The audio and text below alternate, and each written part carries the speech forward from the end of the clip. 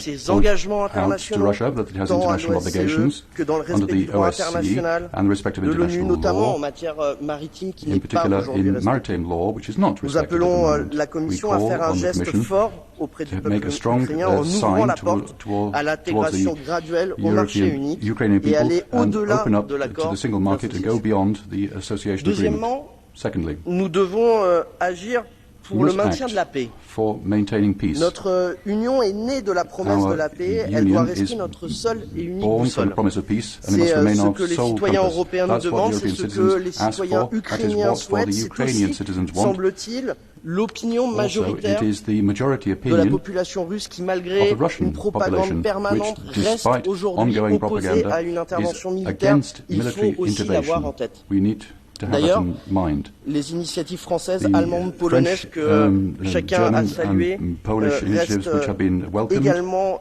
un élément de réouverture des canaux de dialogue qu'il faut means aujourd'hui that we can saluer reopen dans cette channels of initiative. dialogue which should be welcomed. Troisièmement, nous devons agir Thirdly, pour être we must prêts à act toutes les to be, éventualités. Et je voudrais prepare for remercier all le eventualities. I'd président du like to Conseil, la thank présidente de the la President of the Commission Council, pour the ces President of deux the Commission interventions. for Notre their two attachement speeches. viscéral à la paix Our ne strong veut pas dire attachment to peace être doesn't mean naïf.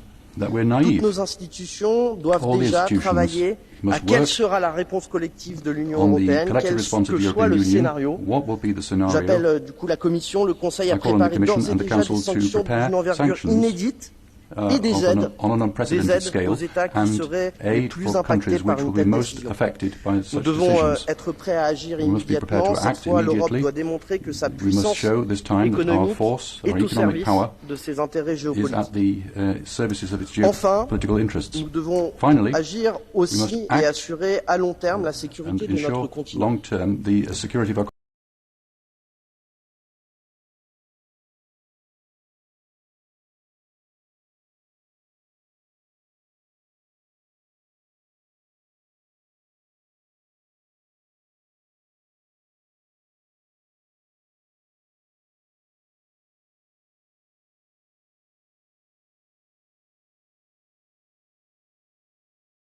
Européenne est democratic clé power. dans ce conflit. We Ni les élections have nationales, unity through ni this les conflict. tentative de National déstabilisation, ni elections l'allégeance or de certaines attempts forces at politiques destabilization or au certain Kremlin ne political doivent mettre en péril notre forces in unité the européenne. Kremlin Pour la shouldn't paix, pour l'Ukraine, imperil pour our nos valeurs et unity pour for nos the Ukraine, concitoyens. for our Merci. values and also for our co-citizens. Thank you very much. Merci, Monsieur Sejourné. On behalf of the Green Group, I now give the floor to Ska Keller.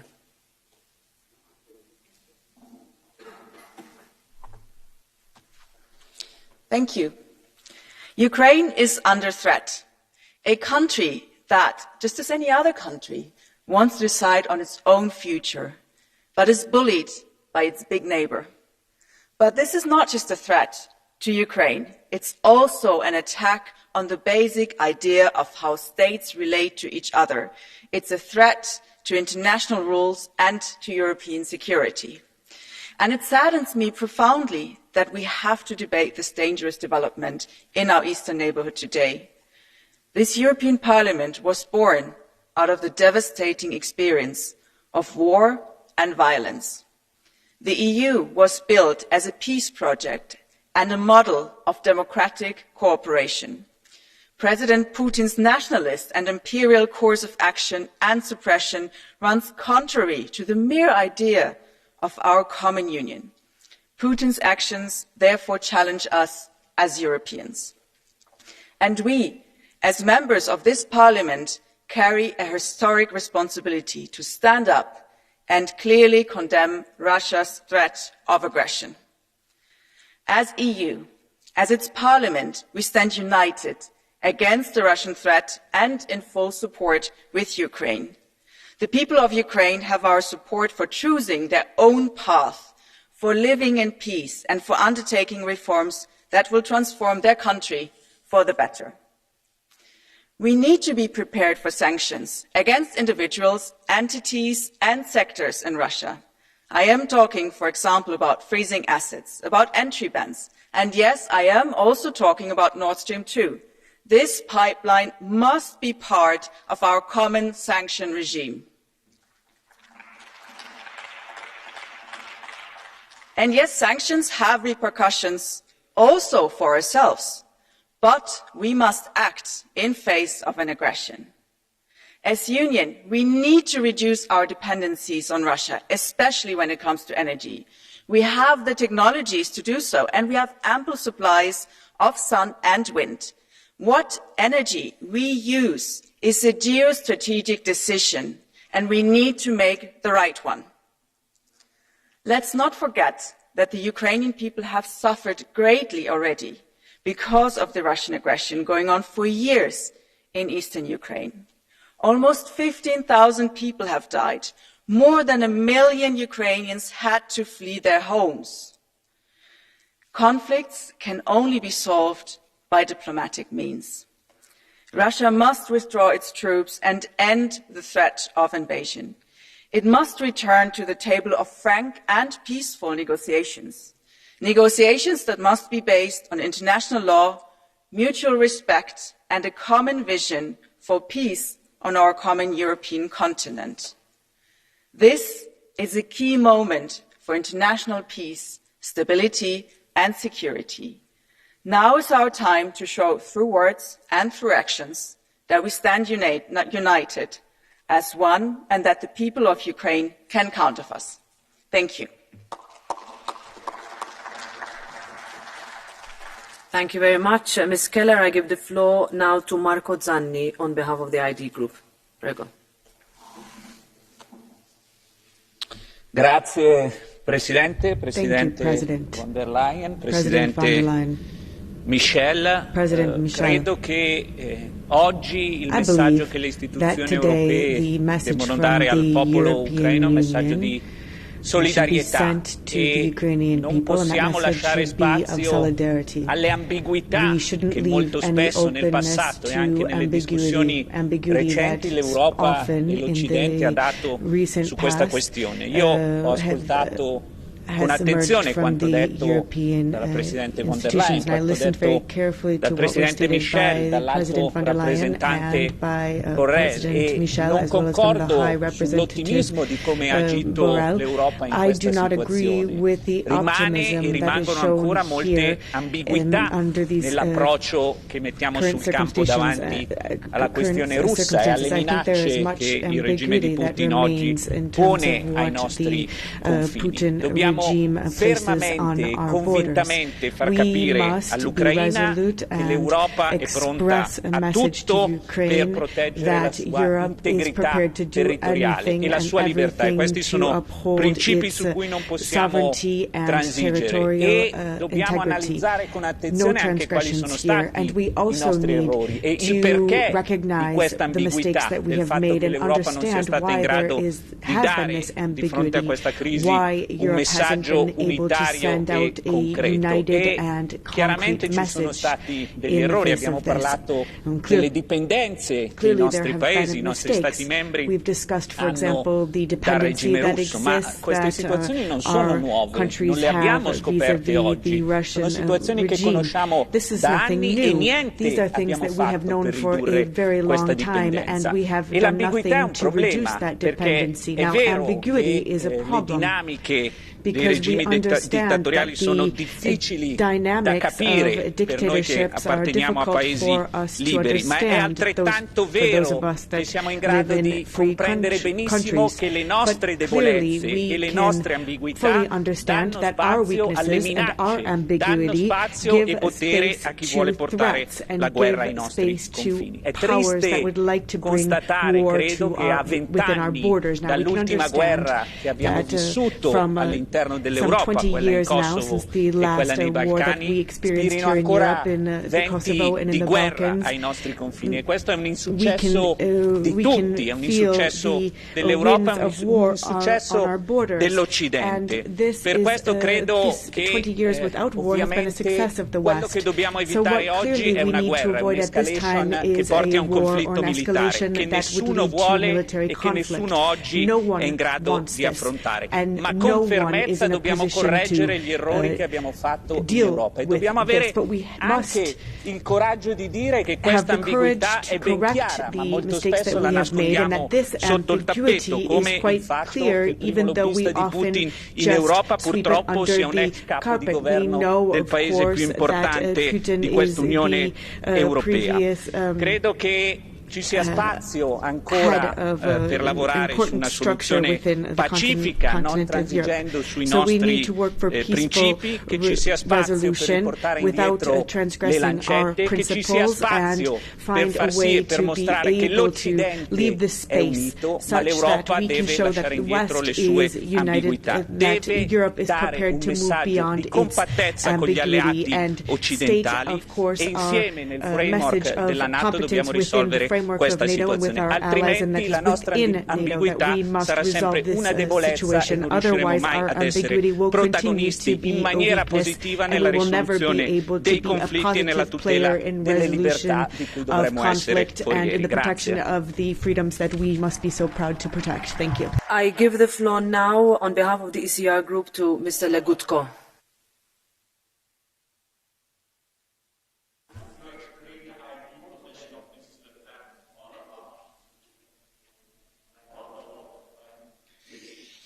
Thank you, Madam President. Ladies and gentlemen, when in 2008 the Russian army invaded Georgia, Poland's President Lech Kaczynski gathered political leaders from Ukraine, Estonia, Latvia and Lithuania in Tbilisi, and at a public meeting he said these memorable words: "Today it is Georgia, tomorrow Ukraine, then the Baltic states, and in the future maybe Poland." Well, unfortunately, these words are not only memorable, but they sound prophetic too. But there is a discrepancy between East European and West European political sensibilities. For most East Europeans, Russian imperialism is a fact that has determined and continues to determine their very existence. For the West Europeans, it is simply news in the media, sometimes sensational and exciting, but generally it is a rather tedious story in a far-off land, presumably made up by some political fantasists. To make the matter worse, Russia has become an object of deep attraction for many Europeans and additionally an engaging partner in power politics, also in economic relations, not to mention the notorious Nord Stream 1 and Nord Stream 2. And the fact that former chancellors of Germany and Austria, former prime ministers of France and Finland have been working for Russian businesses, were employed by Russian businesses, is meaningful. These gentlemen, and many others too, also ladies, let me add, are not mavericks, but they represent what is typical of a large segment of European political establishment. To call a spade, Europe is a weak link in the line of defense against Russian imperialism. No wonder that Putin likes to humiliate the European politicians and has been quite successful in this. Those politicians desire to accommodate Russia and are keen on conducting business as usual with her. And this is the reason why they de facto accepted the annexation of the Crimea. Well, recent signals from Europe and also from outside Europe have been rather mixed, but there is a lot of reassuring talk about the hardening of the European position vis-à-vis Russia. We've heard a lot of tough words today, really a significant EU pep talk. But how hard this position has really become, not in words, but in deeds, we will know in the weeks and months to come. I give the floor next on behalf of the Left Group to Martin Schildewan.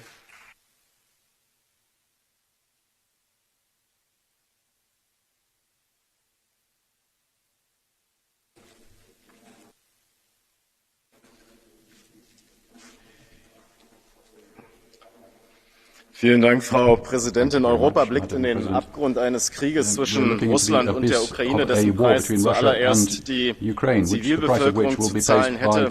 Und der Schlüssel zur Überwindung dieser Krise, die die gesamte europäische Friedensordnung in Frage stellt und bedroht, lag von Anfang an in Diplomatie, in Deeskalation und in beidseitiger verbaler und militärischer Abrüstung. Und das gilt nicht nur für die aktuellen Bemühungen, den Frieden zu sichern, sondern auch für die vergangenen Jahre, in denen die Beziehungen zwischen dem Westen und Russland sich systematisch verschlechtert haben.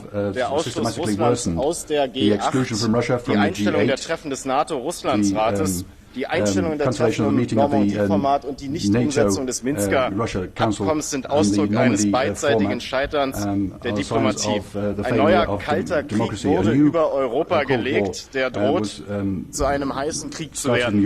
In einem bemerkenswerten Artikel, lieber Kollege Weber, hat ein bekanntes deutsches Nachrichtenmagazin in die Zeit zurückgeblickt, in der die westlichen Mächte mit der damaligen Sowjetunion kurz vor der Selbstauflösung des Ostblocks verhandelten. Und es hat detailliert dargestellt, dass etliche der Beteiligten der Sowjetunion mündliche Zusagen machten, dass sich die NATO keinen Zentimeter gen Osten ausdehnen würde. Wir kennen die Realität. 14 hauptsächlich mittel- und osteuropäische Länder sind seit 1990 der NATO beigetreten. Die geostrategische Architektur, da können Sie noch so dazwischen rufen, wie Sie wollen, der Welt hat sich in den letzten 30 Jahren geändert. Alle Seiten müssen an einer Friedensordnung arbeiten, die den multilateralen Charakter unserer Welt anerkennt, die auf internationalem Recht basiert und die legitimen Sicherheitsinteressen aller Akteure berücksichtigt. Nicht die NATO ist die internationale Ordnungsmacht. Diese Rolle kommt noch immer dem internationalen Recht und den Vereinten Nationen zu. Und ich hätte mich sehr gefreut, liebe Kolleginnen und Kollegen, wenn das in dieser Debatte deutlich zum Ausdruck gekommen wäre. Die Beilegung der aktuellen Krise erfordert von allen Beteiligten die unbedingte Bereitschaft, den Frieden zu bewahren. Russland muss die Sicherheit seiner Nachbarn ebenso garantieren, wie die Ukraine aufgefordert ist, das Minsker Abkommen umzusetzen. Die absurde Idee einer weiteren Ostausdehnung der NATO trägt nicht zur Sicherheit, nachweislich nicht zur Sicherheit in Europa bei, sondern zur Destabilisierung. Frieden in Europa wird es nicht geben, sondern nur mit Russland geben, um auch Bezug zu nehmen auf die Verhandlungen des deutschen Bundeskanzlers gestern mit Wladimir Putin. Doch um ganz klar zu sein, ein Angriff Russlands auf die Ukraine wäre völkerrechtswidrig. Er würde langfristig russischen Interessen ebenso Schaden zufügen wie einer neuen europäischen Friedensordnung. Das muss die Regierung Putin wissen. Wir wissen aber aus bitterer Erfahrung, dass erfolgreiche Entspannungspolitik nicht auf den Behauptungen von Geheimdiensten basieren kann. Gerüchte sind bereits Teil der Eskalation und falls Sie das noch nicht gelernt haben, hören Sie mir einfach zu. Fakten sind die Basis des Friedens. Wir wissen auch, dass die US-amerikanischen Gasunternehmen in der Krise einen Boom erleben. Die Gewinne sprudeln und Investoren feiern auf Kosten der europäischen Sicherheit. Die Lehre, die es daraus zu ziehen gilt, ist, dass europäische Sicherheitsinteressen nicht zwangsläufig mit US-amerikanischen Interessen übereinstimmen. Europäische Interessen müssen hier von uns bestimmt werden, ohne transatlantischen Gehorsam. Und Frau Kommissionspräsidentin, europäische Energiesouveränität basiert weder auf russischem noch US-amerikanischem Gas, sondern auf dem schnellstmöglichen Ausbau der erneuerbaren Energien. Über Frieden in Europa muss in unseren europäischen Hauptstädten entschieden werden, nicht in Washington oder im NATO-Hauptquartier. Vielen Dank. Or in NATO HQ. Thank you very much. I give the floor now to Andrea Bokskor on behalf of the non-attached members.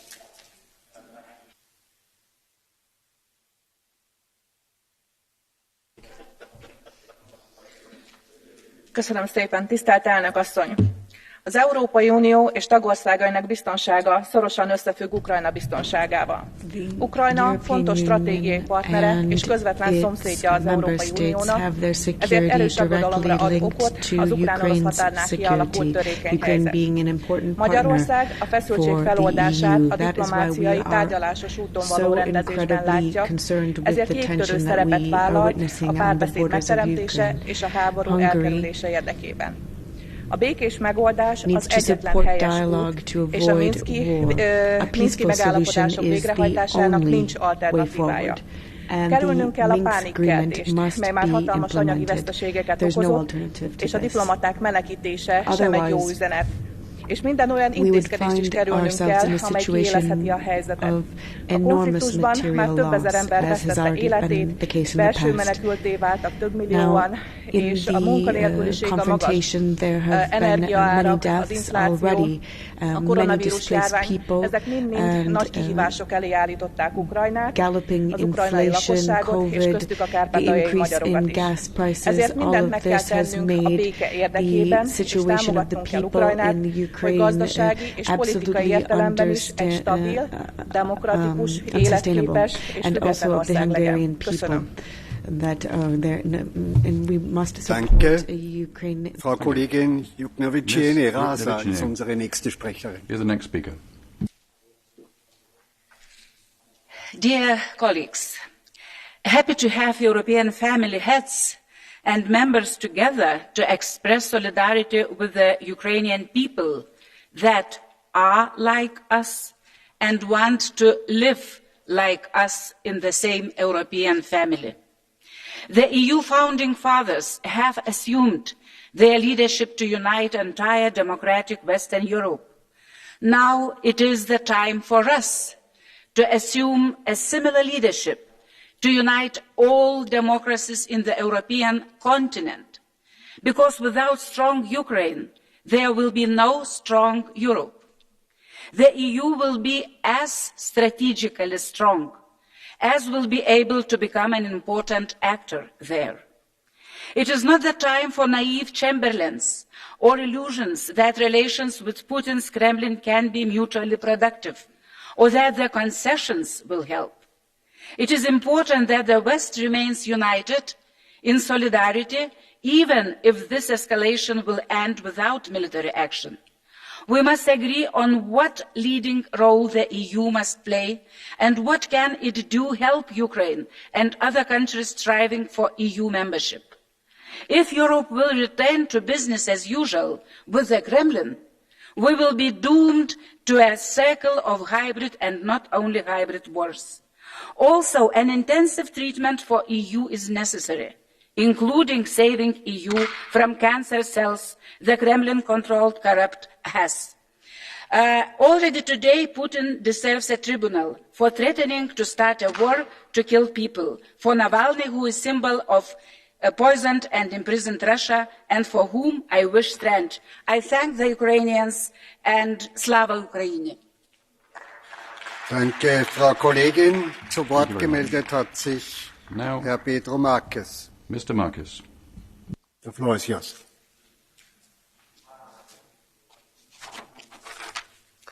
Thank you, Chair, Mr. Representative, Commissioner. A ameaça de invasão da Ucrânia trouxe à memória os dias sombrios da Guerra Fria. Os povos de ambos os lados a viver o medo de uma ameaça permanente. São tempos a que ninguém quer voltar. Bem, na verdade, quase ninguém. O Sr. Putin e alguns dos seus companheiros têm-nos mostrado as saudades que têm dessa época. Ao deslocar um enorme exército para a fronteira com a Ucrânia, para realizar os maiores exercícios militares do mundo desde há mais de 40 anos, o governo russo quis transmitir à Ucrânia, à Europa e ao mundo uma mensagem de intimidação e ameaça. Da parte da União Europeia, e dos nossos from the parceiros European Union transatlânticos, a and mensagem with foi our transatlantic compreendida. partners, the Soubemos message has been unir-nos e dar heard, resposta à and we altura das must circunstâncias. be united. Only A in nossa that way will we linguagem be não é able da to guerra, rise to mas this fizemos challenge. Our saber ao message Sr. is not a Putin message que a of guerra war, não sairia but just impune. reminding Mr. A nossa Putin that mensagem a não war é will da not ameaça, be done in mas ficou impunity. claro que não Our nos message is sentimos not one of intimidados threat, pela but we ação will russa. not A nossa linguagem feel é do intimidated diálogo, by é Russia. do direito internacional, Our message é a is for linguagem dialogue da and diplomacia, for com a international qual se law, resolvem as tensões, diplomacy, and evitam that os through this conflitos we e se will encontram avoid compromissos e confrontation soluções. and resolve É esse problems caminho and que de find forma coesa solutions. este This is Parlamento the way e a própria União forward Europeia and the way in apresentam à which the Rússia para Parliament resolver and a the situação, European Union is com presenting to realismo, bom senso e Russia transparência for a e em solution pleno with a respeito good pela sense and independência realism e and with integridade full territorial da respect for Ucrânia. independence A and the escolha cabe agora territorial ao Sr. integrity Putin. of Quero Ukraine. acreditar que Now, saberá fazer a escolha certa. a bem da Putin, we Ucrânia, are sure he da will make Europa the right e da própria choice, Rússia. and both for Ukraine, Europe, and for Russia. Thank you. Danke. Ich bitte nun Herrn Abgeordneten Patras Astravicius zum Rednerpult.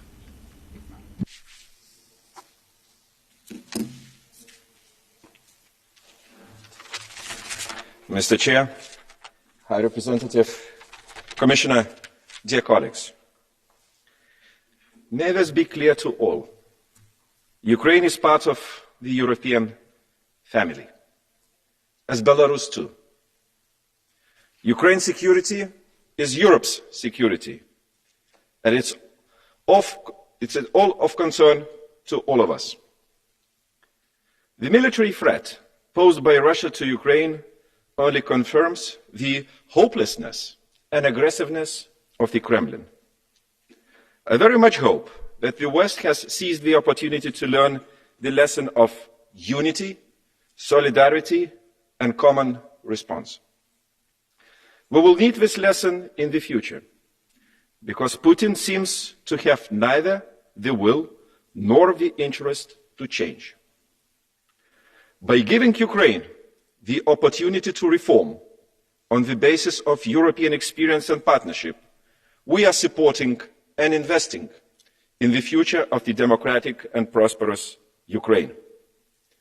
We are enabling the country and its people to follow the path they embarked on back in 2014 with the Revolution of Dignity. Ukrainians decide their own future, and I'm strongly convinced that the future of Ukraine is not Finlandization, it's Europeization. Slava Ukraini. Thank you.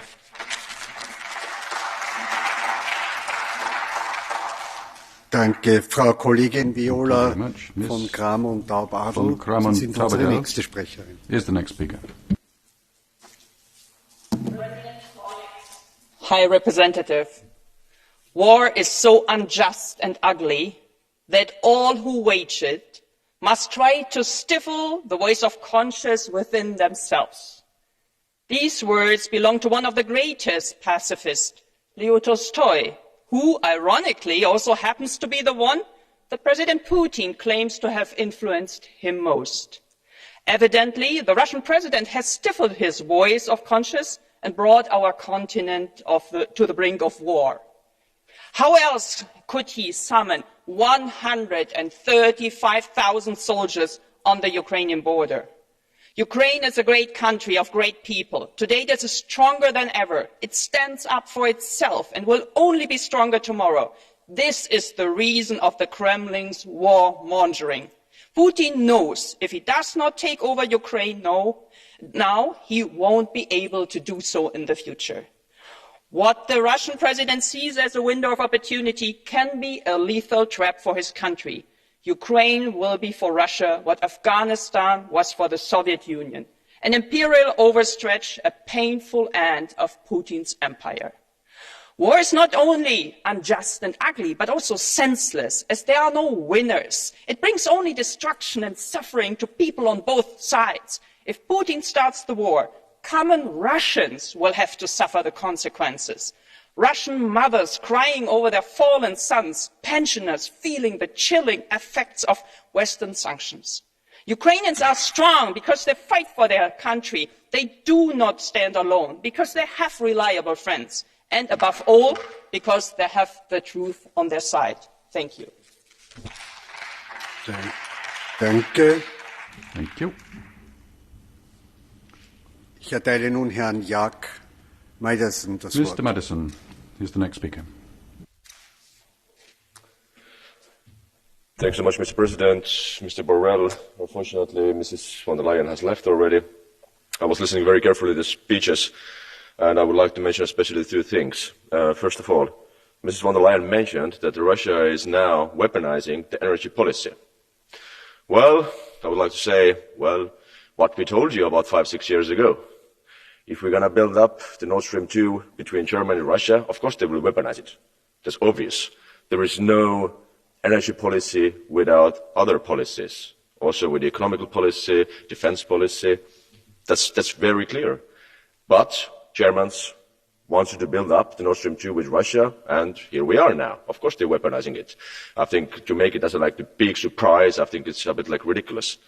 Secondly, everybody has mentioned that we are ready for everything. Also Ms. von der Leyen and Mr. Borrell mentioned that we are ready for every scenario. Hopefully we are. But on the other hand, if you look at the facts, when Estonia just wanted to give some military help to Ukraine, who blocked it? German government. German government said, no, you will not give it. Because it was our military equipments on the 80s, on the Soviet time, part of the Eastern Germany. And we will not give it to Ukraine. So I really don't see this harmony inside of the EU. Of course, it's very, very clear fact that Russia is a threat. But I really don't think that we have to panic here. But we have to be ready for everything. That's also obvious. Also, like the previous speakers, when they tell that the war is senseless, it's pointless, of course. For us, it's pointless. But I think we take it too emotionally. We doesn't really think what really Russia wants to have. Even if you look at the troops, 135,000 troops next to the Ukrainian border, of course it's not enough to occupy all the Ukraine. It's not enough. Ukraine is a totally different country compared to what they were 8 years ago. They have made a really good progress on the right side. But 135,000 troops are very enough just to make some small actions in the eastern Ukraine. If you look what they are doing in the Russian parliament, they are now recognizing legally Donetsk and Luhansk as independent countries.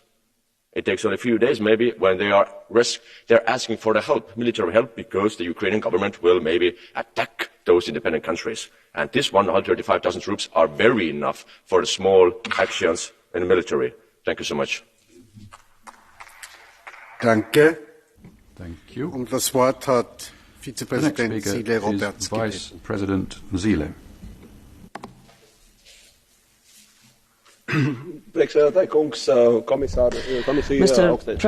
Chairman, High Representative, Ukraine today has the Day of Unity. What is it about? It's about the Ukrainian people wanting to take a path of Western democracy, and their democratically elected government and president are leading them.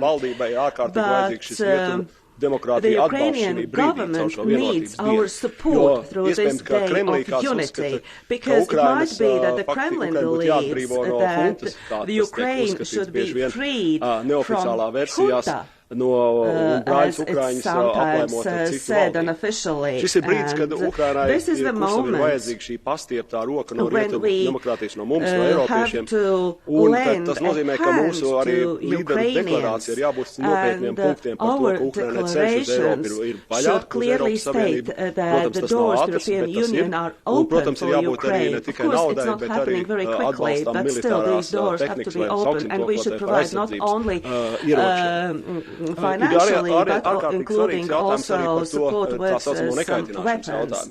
Well, then the question about not irritating or annoying Russia.